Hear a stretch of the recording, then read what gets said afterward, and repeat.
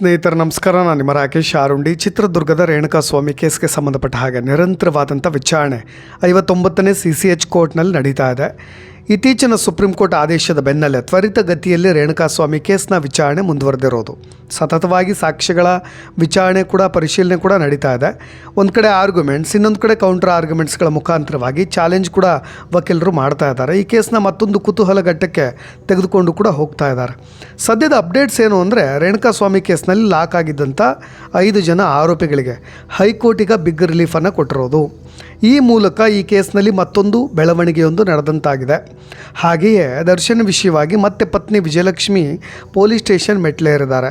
ಯಾವುದೋ ಒಂದು ರೀತಿಯ ಕೆಟ್ಟ ಕಮೆಂಟ್ಸ್ಗಳು, ಜಲಗಾರ ಯೂನಿವರ್ಸಿಟಿ ಅನ್ನೋ ಒಂದು ಗ್ರೂಪ್ಗಳನ್ನು ಮಾಡಿಕೊಂಡು ಅಸಭ್ಯವಾಗಿ ವರ್ತನೆ ಮಾಡ್ತಾ ಇದ್ದಂತಹ ಪುಂಡರ ವಿರುದ್ಧವಾಗಿ ವಿಜಯಲಕ್ಷ್ಮಿ ಅವರು ಪೊಲೀಸ್ ಸ್ಟೇಷನ್ ಮೆಟ್ಲೇರಿರೋದು. ಏನೆಲ್ಲ ಕೆಟ್ಟ ಕಮೆಂಟ್ಸ್ಗಳನ್ನು ಹಾಕಿದ್ದಾರೆ, 2 ಅಪ್ಡೇಟ್ಸ್ಗಳ ಡೀಟೇಲ್ಸ್ನ ನೋಡ್ತಾ ಹೋಗೋಣ. ರೇಣುಕಾಸ್ವಾಮಿ ಕೇಸ್ನಲ್ಲಿ 17 ಜನ ಆರೋಪಿಗಳ ಮೇಲೆ ಚಾರ್ಜ್ ಶೀಟ್ ಮಾಡಲಾಗಿದ್ದಂಥ ಪೊಲೀಸರಿಗೆ ಸದ್ಯ ಈಗ ಹೈಕೋರ್ಟ್ ಕೊಟ್ಟಿರ್ತಕ್ಕಂಥ ತೀರ್ಪಿನಿಂದ ಹಿನ್ನಡೆಯಾಗಿದೆ ಅಂತ ಅಂದರೆ ತಪ್ಪಾಗೋದಿಲ್ಲ. ಇದು ಪ್ರಾಸಿಕ್ಯೂಷನ್ಗಾದಂಥ ಹಿನ್ನಡೆ ಅಂತ ಭಾವಿಸಬಹುದು.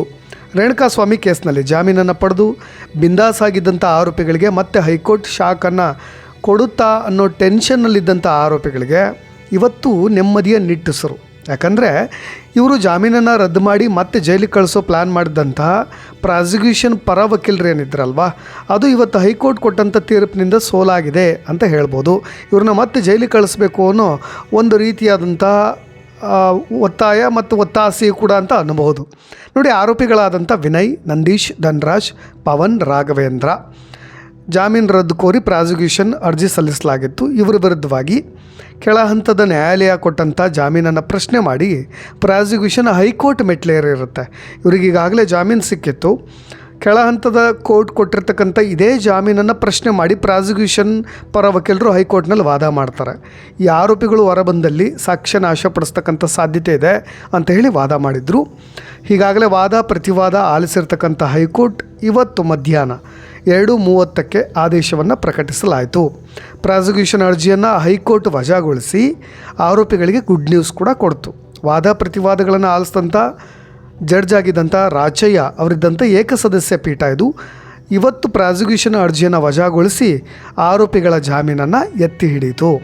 ನೋಡಿ, ಆರೋಪಿಗಳಾದಂಥ ರಾಘವೇಂದ್ರ, ಧನ್ರಾಜ್ ಹಾಗೂ ವಿನಯ್ ಪರವಾಗಿ ಹಿರಿಯ ವಕೀಲ ರಂಗನಾಥ್ ರೆಡ್ಡಿ ಅವರು ಸಮರ್ಥವಾಗಿ ಇವತ್ತು ವಾದವನ್ನು ಮಂಡಿಸ್ತಾರೆ. ತನಿಖೆ ಈಗಾಗಲೇ ಪೂರ್ಣಗೊಂಡು ಚಾರ್ಜ್ ಶೀಟ್ ಕೂಡ ಸಲ್ಲಿಕೆಯಾಗಿದೆ. ಇಂತಹ ಹಂತದಲ್ಲಿ ಜಾಮೀನು ರದ್ದುಗೊಳಿಸಲಿಕ್ಕೆ ಯಾವುದೇ ಮೇನ್ ಇಂಪಾರ್ಟೆಂಟ್ ರೀಸನ್ಸ್ ಇಲ್ಲ ಅಂತ ಹೇಳಿ ಅವರು ಕೂಡ ವಾದ ಮಾಡ್ತಾರೆ. ಈ ವಾದವನ್ನು ರಾಚಯ್ಯ ಅವರಿದ್ದಂಥ ಏಕಸದಸ್ಯ ಪೀಠ ಪುರಸ್ಕರಿಸುತ್ತೆ ಮತ್ತು ಆದೇಶವನ್ನು ಪೆಂಡಿಂಗಲ್ಲಿಟ್ಟಿತ್ತು. ಇವತ್ತು ಫೈನಲ್ ಜಡ್ಜ್ಮೆಂಟ್ ಕೂಡ ಕೊಡ್ತು. ಹಾಗಾಗಿ ಅದನ್ನು ಅರ್ಜಿಯನ್ನು ರದ್ದುಗೊಳಿಸ್ತು. ಇನ್ನು ವಿನಯ್, ನಂದೀಶ್, ಧನ್ರಾಜ್, ಪವನ್, ರಾಘವೇಂದ್ರ ಅವರು ಹೊರಗಿರ್ತಾರೆ. ನಿಮಗೆ ಮೇನ್ ಇಂಪಾರ್ಟೆಂಟ್ ರೋಲ್ ಏನು ಅಂದರೆ, ನೋಡಿ, ಇವರು ಹೊರಗಿದ್ರೆ ಏನಾಗಬಹುದು ದರ್ಶನ್ ಕೇಸ್ನಲ್ಲಿ ಅಂತ. ಇವರ ಆರೋಪಗಳು ನೋಡಿ, ಮೊದಲು ಆರೋಪಗಳು ಇವ್ರ ಮೇಲೆ ಇರ್ತಕ್ಕಂಥ ಆರೋಪಗಳನ್ನು ಸ್ವಲ್ಪ ಬ್ರೀಫಾಗಿ ನೋಡ್ಬಿಡೋಣ. ಅದಾದಮೇಲೆ ನಾನು ವಿಜಯಲಕ್ಷ್ಮಿ ಅವರು ಮಾಡ್ತಾ ಇರ್ತಕ್ಕಂಥ ಆರೋಪದ ಬಗ್ಗೆ ಹೇಳ್ತಾ ಹೋಗ್ತೀನಿ. ಮೊದಲನೇದಾಗಿ ವಿನಯ್ 10ನೇ ಆರೋಪಿ ಈತ A10. ಅವತ್ತು ಕೃತ್ಯ ನಡೆದ ದಿನ ಜೂನ್ 8ನೇ ತಾರೀಕು. ಈ ಕೃತ್ಯ ನಡೆಯೋದಕ್ಕೂ ಮುನ್ನ ದರ್ಶನ್ ಮತ್ತು A14 ಆರೋಪಿಯಾಗಿರ್ತಕ್ಕಂಥ ಪ್ರದೂಷ್ ಮತ್ತು ವಿನಯ್ ಮತ್ತು ಸಾಕ್ಷಿಯಾಗಿದ್ದಂಥ ನಟ ಚಿಕ್ಕಣ್ಣ ಅವರೆಲ್ಲರೂ ಕೂಡ ಸೇರಿಕೊಂಡು ಸ್ಟೋನಿ ಬ್ರೋಕ್ ರೆಸ್ಟೋರೆಂಟ್ನಲ್ಲಿ ಪಾರ್ಟಿ ಮಾಡಿದರು. ರೇಣುಕಾಸ್ವಾಮಿ ಕರೆತರೋ ಪ್ಲ್ಯಾನ್ ಅಲ್ಲೇ ಒಂದು ಸ್ಕೆಚ್ ಹಾಕಿದ್ದು. ಅದಾದಮೇಲೆ ಬೆಂಗಳೂರಿನ ಪಟ್ಟಣಗೆರೆ ಶೆಡ್ಗೆ ಕರೆತರೋ ಇಡೀ ಪ್ರಕ್ರಿಯೆ ಒಂದು ಉಸ್ತುವಾರಿ ವಹಿಸ್ಕೊಂಡವನೇ ಈ ವಿನಯ್. ಹಾಗಾಗಿ ಈ ಪ್ರಕರಣವನ್ನು ಮುಚ್ಚಿ ಹಾಕಲಿಕ್ಕೆ ದರ್ಶನ್ ಕಡೆಯಿಂದ ಹಣ ಪಡೆದು ಇತರ ಎಲ್ಲ ಕೃತ್ಯಗಳಿಗೆ ಮತ್ತು ಆರೋಪಿಗಳಿಗೆ ಹಣ ಹಂಚಿದ್ದು ಇದೇ ವಿನಯ್. ಮತ್ತು ಹಲ್ಲೆಯ ಸಂದರ್ಭದಲ್ಲಿ ರೇಣುಕಾಸ್ವಾಮಿ ಪರಿಸ್ಥಿತಿ ತುಂಬ ಹದಗೆಟ್ಟಾಗ ಒಬ್ಬ ಪೊಲೀಸ್ಗೆ ಫೋನ್ ಮಾಡಿ ಅವ್ರ ಹತ್ರ ಸಲಹೆ ಕೂಡ ಕೇಳಿದ್ದು ಈತನೇ. ಮತ್ತು ಈತನ ದೇಹದ ಮೇಲೆ ಅಂದರೆ ಬಟ್ಟೆಯ ಮೇಲೆ ಕಲೆಗಳಿದ್ದಾವೆ, ನೆತ್ತರಿನ ಕಲೆಗಳು. ರೇಣುಕಾಸ್ವಾಮಿ DNA ಮ್ಯಾಚ್ ಕೂಡ ಆಗಿದೆ.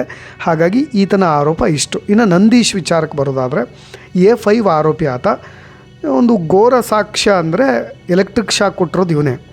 ನಂದೀಶ್ ಮತ್ತು ಆತನ ಫ್ರೆಂಡು ಅಂದರೆ 9ನೇ ಆರೋಪಿ ಧನ್ರಾಜ್, ಅವನ ಹತ್ರ ಇದ್ದಂಥ ಇನ್ಸುಲೇಟರ್ ರೆಸಿಸ್ಟೆನ್ಸ್ ಅಳಿಯೋಕ್ಕೆ ಇರ್ತಕ್ಕಂಥ ಮೆಗ್ಗರ್ ಮೆಷಿನ್ ಇದೆಯಲ್ಲ, ಆ ಎಲೆಕ್ಟ್ರಿಕ್ ಸಾಧನವನ್ನು ಪಡ್ಕೊಂಡು ಬಂದು ಇವನೇ ಆ ರೀತಿಯಾಗಿ ಎಲೆಕ್ಟ್ರಿಕ್ ಶಾಕ್ ಕೊಟ್ಟು ಪ್ರಾಣವನ್ನು ತೆಗೆದಿರ್ತಾನೆ.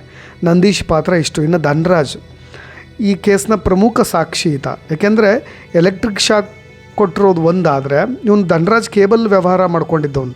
ಈತನಿಗೆ ಗೊತ್ತಿತ್ತು ಯಾವ ರೀತಿಯಾಗಿ ರೆಸಿಸ್ಟೆನ್ಸ್ ಅಳಿದೋಕೆ ಬಳಸ್ತಾರೆ, ಎಷ್ಟು ನಾವು ಟಾರ್ಚರ್ನ ಕೊಡಬೇಕು ಆತನಿಗೆ, ಯಾವ ರೀತಿಯಾಗಿ ಎಲೆಕ್ಟ್ರಿಕ್ ಶಾಕ್ ಕೊಡಬೇಕು ಅನ್ನೋ ಥರದಲ್ಲಿ ಆ ಸಹಾಯ ಮಾಡಿದವನು ಇವನು ಧನರಾಜ್. ಈತಂದು ಪ್ರಮುಖ ಪಾತ್ರ. ಇನ್ನು ಪವನ್ A3 ಆರೋಪಿ ಆತ. ನಿಮಗೆ ಅಭಿಮಾನಿ ಸಂಘ, ಚಿತ್ರದುರ್ಗದ ದರ್ಶನ್ ಅಭಿಮಾನಿ ಸಂಘ ರಾಘವೇಂದ್ರನ ಜೊತೆ ನೇರವಾಗಿ ಕಾಂಟ್ಯಾಕ್ಟ್ ಮಾಡಿ ಅಲ್ಲಿಂದ ಎತ್ತಾಕೊಂಡು ಬಾ ಅಂತ ಹೇಳಿದ್ದು, ಮೆಸೇಜ್ ಮಾಡಿದ್ದು, ಆ ಮೆಸೇಜ್ಗಳನ್ನು ನೋಡಿ ದರ್ಶನ್ಗೆ ಹೇಳಿದ್ದು, ಇವೆಲ್ಲವೂ ಒಂಥರ ಮೇನ್ ಲೀಡ್ ರೋಲ್ ಈತನದ್ದು. ಆಮೇಲೆ ನಿಮಗೆ ಯಾವಾಗ ಪೊಲೀಸರಿಗೆ ಶರಣಾಗ್ಲಿಕ್ಕೆ ಒಂದು 4 ಜನರದ್ದು ಸೆಟಪ್ ಮಾಡಿದ್ರಲ್ವ, ಹೋಗಿ ನೀವು ಆರಂಭದಲ್ಲಿ ಹೋಗಿ ಶರಣಾಗ್ರಿ ಅಂತ, ಅದಕ್ಕೆ ಪ್ಲ್ಯಾನ್ ಮಾಡಿದವನು ಇವನು ಪವನ್ A3 ಆರೋಪಿ. ಇನ್ನು ರಾಘವೇಂದ್ರ ಚಿತ್ರದುರ್ಗ ಒಂದು ಅಭಿಮಾನಿ ಸಂಘದ ಒಂದು ಅಧ್ಯಕ್ಷ ಆಯಿತ. ಇದನ್ನೇ ಬಂಡವಾಳ ಮಾಡಿಕೊಂಡು ಇದೇ ರಾಘವೇಂದ್ರ ಅವನನ್ನು ಬೆಂಗಳೂರಿಗೆ ಕರ್ಕೊಂಡು ಬಂದಿದ್ದ ರೇಣುಕಾಸ್ವಾಮಿನ ಜೊತೆಗೆ ದರ್ಶನ್ ಮೀಟ್ ಮಾಡಿಸ್ತೀನಿ ಅಂತಲೂ ಕೂಡ ಹೇಳಿದ್ನಂತ. ಹಾಗಾಗಿ ಈತ A4 ಆರೋಪಿ. ನೋಡಿ, ಇಷ್ಟು ಜನ ಈಗ ಹೊರಗಿದ್ದಾರೆ, ಏನು ಲಾಭ ಆಗುತ್ತೆ ದರ್ಶನ್ ಕೇಸ್ನಲ್ಲಿ ಅಂತ ಒಂದು ಸುಮ್ಮನೆ ಮೇಲ್ನೋಟಕ್ಕೆ ನೋಡೋಣ. ಇದನ್ನೆಲ್ಲವನ್ನು ಕೂಡ ವಿಚಾರಣೆ ನಡೀತಾ ಇದೆ, ಬಟ್ ಏನು ಬೇಕಾದರೂ ಆಗ್ಬೋದು.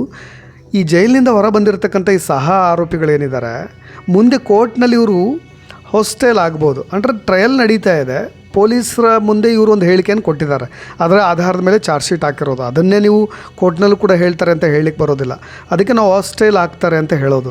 ಹೊರಗಿದ್ದಾಗ ಈಗ ಏನಾಗುತ್ತೆ ಅಂದರೆ, ಜೈಲಿನಲ್ಲಿದ್ದಾಗ ಆ ಥರದೊಂದು ಪಾಪ ಪ್ರಜ್ಞೆ ಕಾಡ್ತಾ ಇರುತ್ತೆ. ಹೊರಗೆ ಬಂದಮೇಲೆ ಮಾನಸಿಕ ಒತ್ತಡ ಕಮ್ಮಿ ಆಗುತ್ತೆ. ಅವಾಗ ಏನು ಬೇಕಾದರೂ ಅವ್ರು ಹೇಳ್ಬೋದು, ಓಕೆ ನಾವು ಸೇಫ್ ಇದ್ದೀವಿ. ಲಾಯರ್ಗಳು ಒಂದು ಸ್ವಲ್ಪ ಅವರಿಗೆ ಧೈರ್ಯ ತುಂಬ್ತಾ ಇರ್ತಾರೆ. ಹಾಗಾಗಿ ಅವರು ಜೈಲಿನಲ್ಲಿ ಉಲ್ಟಾ ಹೊಡಿಬೋದು, ಹಾಸ್ಟೆಲ್ಸ್ ಆಗ್ಬೋದು, ಆ ಸಾಧ್ಯತೆಗಳಿರುತ್ತೆ. ಆಮೇಲೆ ಪ್ರಮುಖ ಸಹ ಆರೋಪಿಗಳು ಹೊರಗಿದ್ದರೆ ದರ್ಶನ್ ಮತ್ತು ಅವ್ರದ್ದೇನು ಲೀಗಲ್ ಟೀಮ್ ಇದೆಯಲ್ಲ, ಪ್ರತಿಯೊಂದು ಸೂಕ್ಷ್ಮ ಅಂಶಗಳನ್ನು ಕೂಡ ಚರ್ಚೆ ಮಾಡಲಿಕ್ಕೆ ಸಾಧ್ಯವಾಗುತ್ತೆ. ಹೇಗೆ ಈ ಕೇಸನ್ನು ಮುಚ್ಚಾಕ್ಬೋದು, ಹೇಗೆ ತನಿಖಾಧಿಕಾರಿಗಳ ವಾದವನ್ನು ನಾವು ಧ್ವಂಸ ಮಾಡ್ಬೋದು, ಡಿಫೆನ್ಸ್ ಟ್ಯಾಕಲ್ ಇದೆಯಲ್ಲ ಆ ಟೆಕ್ನಿಕ್ಸ್ಗಳನ್ನು ರೂಪಿಸ್ಲಿಕ್ಕೆ ಬಹಳಷ್ಟು ಸಹಕಾರಿಯಾಗುತ್ತೆ ಹೊರಗಿದ್ದಾಗ. ಹಾಗಾಗಿ ಈ ಕೇಸ್ನಲ್ಲಿ ದರ್ಶನ್ಗೆ ಲಾಭ ಕೂಡ ಆಗಬಹುದು ಎನ್ನಲಾಗ್ತಾ ಇದೆ. ಇದು ಒಂದು ಹಂತದ ಚರ್ಚೆ. ಇನ್ನು ಈಗ ಜೈಲು ಸೇರಿದ ಮೇಲೆ ದರ್ಶನ್ ಅವರು ಸೋಷಿಯಲ್ ಮೀಡಿಯಾದಲ್ಲಿ ಬಹಳಷ್ಟು ಕಿಡಿಗೇಡಿಗಳು ದರ್ಶನ್ ಪತ್ನಿಗೆ ವಿಜಯಲಕ್ಷ್ಮಿ ಅವ್ರನ್ನ ಟಾರ್ಗೆಟ್ ಮಾಡ್ತಾ ಇದ್ದಾರೆ ಅಂತ. ಬಹಳಷ್ಟು ಕೆಟ್ಟ ಪೋಸ್ಟ್ಗಳು, ತುಂಬ ತೀರ ಕೆಳಮಟ್ಟದ ಲ್ಯಾಂಗ್ವೇಜ್ಗಳನ್ನು ಬಳಸ್ತಾ ಇದ್ದಾರೆ ಅಂತ ಹೇಳಿ ಅವರಿಗೆ ಪೊಲೀಸ್ನವ್ರಿಗೆ ಮತ್ತೊಮ್ಮೆ ದೂರು ಕೊಡ್ಲಿಕ್ಕೆ ಹೋಗಿದ್ದಾರೆ. ಸೋಷಿಯಲ್ ಮೀಡಿಯಾದಲ್ಲಿ ನಮ್ಮನ್ನು ಬಿಡದೆ ಕಾಡ್ತಾ ಇದ್ದಾರೆ, ಪುಂಡ್ರಿಗೆ ತಕ್ಕ ಪಾಠ ಕಲಿಸಲೇಬೇಕು ಅಂತ ಹೇಳಿ ಈಗ ಮುಂದಾಗಿರೋದು. ಜಲಗಾರ ಯೂನಿವರ್ಸಿಟಿ ಅನ್ನೋ ಒಂದು ಹೆಸರಿನ ಒಂದು ಅಕೌಂಟ್ ಅಂತದ್ದು ಒಂದು ವಿಡಿಯೋ ಪೋಸ್ಟ್ ಮಾಡಿದ್ದಾರೆ. ಧನ್ವೀರ್ ಜೊತೆ ಸಿನಿಮಾ ಪ್ರಮೋಷನ್ಗೆ ಹೋಗ್ತಾ ಇರ್ತಕ್ಕಂಥ ವಿಜಯಲಕ್ಷ್ಮಿ ವಿಡಿಯೋ ಅದು. ಈ ವಿಡಿಯೋ ಜೊತೆ ಕೆಟ್ಟದಾಗಿ ಕಮೆಂಟ್ಸ್ ಹಾಕಿ ಟ್ರೋಲ್ ಕೂಡ ಮಾಡಿದ್ದಾರೆ. ಅಂದರೆ ಇವರೇ ನೋಡಿ ಕ್ರಿಮಿನಲ್ ದರ್ಶನ್ ಹೆಂಡತಿ ಅಂತ ಹೇಳಿ ಬರೆದು ಇನ್ನು ಬೇರೆ ಸಾಲುಗಳು ಕೂಡ ಇದ್ದಾವೆ. ಅಂದರೆ ಅವ್ರ ಪರ್ಸ್ನಲ್ ಲೈಫ್ನ ಟಾರ್ಗೆಟ್ ಮಾಡಿಕೊಂಡು ಟ್ರೋಲ್ ಮಾಡ್ತಾ ಇರೋದು. ಗಂಡ ಜೈಲಿನಲ್ಲಿದ್ದಾನೆ, ಇತ್ತ ವಿಜಯಲಕ್ಷ್ಮಿ ಡ್ರೈವರ್ ಕಾರ್ನಲ್ಲಿ ಓಡಾಡ್ತಾ ಇದ್ದಾರೆ ಅನ್ನೋ ರೀತಿಯಾದಂಥ ಒಂದು ಅಶ್ಲೀಲ ಪದ ಬಳಕೆ. ಹೀಗಾಗಿ ನಿರಂತರ ಟ್ರೋಲ್ಗೊಳಗಾಗ್ತಾ ಇರೋದ್ರಿಂದ ಬೇಸತ್ತಿರ್ತಕ್ಕಂಥ ವಿಜಯಲಕ್ಷ್ಮಿ ಅವರು ಸೋಷಿಯಲ್ ಮೀಡಿಯಾ ಕಿಡಿಗೇಡಿಗಳ ವಿರುದ್ಧವಾಗಿ ಅಸಮಾಧಾನವನ್ನು ಹೊರಹಾಕ್ತಾ ಇದ್ದಾರೆ. ವೈರಲ್ ಆಗ್ತಿರೋ ಕಮೆಂಟ್ಸ್ಗಳು ಮತ್ತು ಪೋಸ್ಟ್ಗಳನ್ನು ಇಟ್ಕೊಂಡು ಅವೆಲ್ಲವನ್ನು ಕೂಡ ಪೊಲೀಸ್ನವ್ರಿಗೆ ಸಬ್ಮಿಟ್ ಮಾಡಿ ಈ ಥರದ ಒಂದು ಅಕೌಂಟು ಇದನ್ನು ಯಾರು ಹ್ಯಾಂಡಲ್ ಮಾಡ್ತಿದ್ದಾರೆ ಅವ್ರು ಸೈಬರ್ ಕ್ರೈಮ್ನವ್ರಿಗೆ ಗೊತ್ತಾಗುತ್ತದು ಯಾವ IP ಇಂದ ಬರ್ತಾ ಇದೆ, ಯಾವ ಅಕೌಂಟು, ಏನು ಲೊಕೇಶನ್ಸ್ಗಳು, ಯಾರು ಹ್ಯಾಂಡಲ್ ಮಾಡ್ತಿದ್ದಾರೆ, ಯಾರ ನಂಬರ್ನಲ್ಲಿ ಇದು ಇನ್ಸ್ಟಾಗ್ರಾಮ್ ಅಕೌಂಟ್ ಲಾಗಿನ್ ಆಗಿದೆ, ಎಲ್ಲವೂ ಕೂಡ ಗೊತ್ತಾಗುತ್ತೆ. ಹಾಗಾಗಿ ಈ ಫೇಕ್ ಅಕೌಂಟ್ಸ್ಗಳು ಕೂಡ ಇರ್ತಾವಲ್ವ, ಫೇಕ್ ಅಕೌಂಟ್ಸ್ಗಳನ್ನೇ ತೆರೆದು ಈ ರೀತಿಯಾಗಿ ಕೆಟ್ಟ ಪದಗಳಿಂದ ನಿಂದನೆ ಮಾಡ್ತಾರಲ್ವ, ಅವ್ರ ವಿರುದ್ಧವಾಗಿ ಪೊಲೀಸ್ನವರು ಕೂಡ ಈಗ ಕ್ರಮಕ್ಕೆ ಮುಂದಾಗ್ತಾ ಇದ್ದಾರೆ. ಸೈಬರ್ ಕಿರುಕುಳಕ್ಕೆ ಬ್ರೇಕ್ ಹಾಕಲಿಕ್ಕೆ ಪೊಲೀಸರ ಬಳಿ ಹೋಗಿ ವಿಜಯಲಕ್ಷ್ಮಿ ಕೂಡ ಮನವಿ ಮಾಡ್ಕೊಂಡಿದ್ದಾರೆ. ಒಂದು ಸ್ವಲ್ಪ ಮಾನಸಿಕವಾಗಿ ನೋವಾಗ್ತಾ ಇದೆ ಅಂತ. ಪೊಲೀಸ್ನವರು ಕೂಡ ಈ ಫೇಕ್ ಅಕೌಂಟ್ಸ್ಗಳನ್ನು ಪತ್ತೆ ಹಚ್ಚಿ ಮುಂದೆ ಏನು ಕ್ಲಾಸ್ ತೆಗೆದುಕೊಳ್ಬೇಕು, ಅವ್ರಿಗೆ ಬುದ್ಧಿ ಮಾತು ಹೇಳಿ ಕಳಿಸ್ತಾರಾ ಅಥವಾ FIR ಹಾಕಿ ಮುಂದಿನ ಕಾನೂನು ಕ್ರಮವನ್ನು ತೆಗೆದುಕೊಳ್ತಾರಾ, ಎಲ್ಲವನ್ನು ಕೂಡ ಮುಂದೆ ಕಾದು ನೋಡಬೇಕಾಗುತ್ತೆ ಅಂತ ಹೇಳ್ತಾ, ಇನ್ನಷ್ಟು ಅಪ್ಡೇಟ್ಸ್ಗಳು ದರ್ಶನ್ ಸಂಬಂಧವಾಗಿದ್ದರೆ ಮುಂದಿನ ವೀಡಿಯೋದಲ್ಲಿ ಬರ್ತೀನಿ ಅಂತ ಹೇಳ್ತಾ ಧನ್ಯವಾದ.